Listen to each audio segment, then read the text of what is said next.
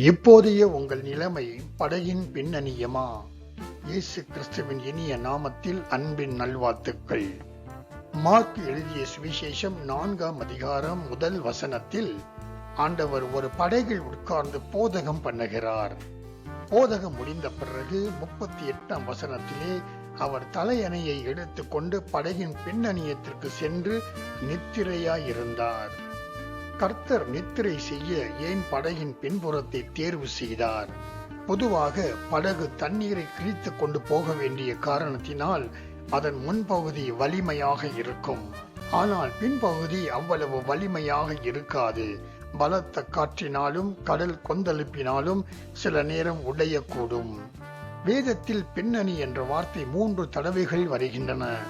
Mark 4ஆம் அதிகாரம் 38ஆம் வசனத்திலும், அப்போஸ்தலர் நடபடிகள் 27ஆம் அதிகாரம் 29 மற்றும் 41ஆம் வசனத்திலும் வருகிறது. அப்போஸ்தலர் நடபடிகள் 27ஆம் அதிகாரம் 29ஆம் வசனத்திலே படகின் பின்னணியத்தில் 4 நங்கூரங்களை போட்டு பவுலும் மற்றவர்களும் பொழுது விடுவதற்காக காத்திருந்தார்கள். ஆனால் 41ஆம் வசனத்திலே முன்னணியம் அசையாமல் இருந்தது, பின்னணியும் அலைகளுடைய பலத்தினால் உடைந்து போயிற்று என்று எழுதப்பட்டு இருக்கிறது. கர்த்தருடைய ஒவ்வொரு காரியத்திலும் ஒரு அர்த்தம் இருக்கும்.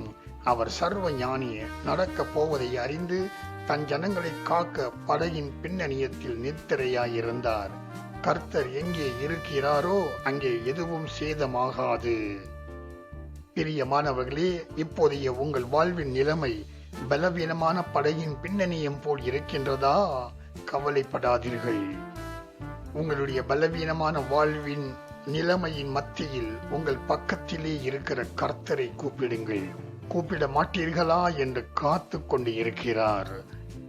கடல் கொந்தளிப்பிற்கு பலத்த காற்று காரணமாக இருப்பதால் முதலில் ஆண்டவர் காற்றை அதட்டி பின்பு கடலை பார்த்து இறையாது என்று சொன்னது போல, உங்கள் நிலைமைக்கு காரணமான சாத்தானை அதட்டி அந்த நிலைமையின் காரணமாக குடும்பத்தில் ஏற்பட்ட சமாதானம் இன்மையை இறையாதே என்று சொல்லி சமாதானத்தை உண்டு பண்ணுவார்.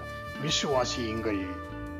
கர்த்தாவே, துக்கத்தோடும் வேதனையோடும் சமாதானமின்றி படகின் பலவீனமான பின்னணியத்தை போல இருக்கும் உன் பிள்ளைகளின் வாழ்க்கையிலே நீர் இடைப்பட்டு அவர்களை ஆற்றி தேற்றி அரவணைத்து சமாதானத்தை கொடுப்பீராக. ஆமேன்.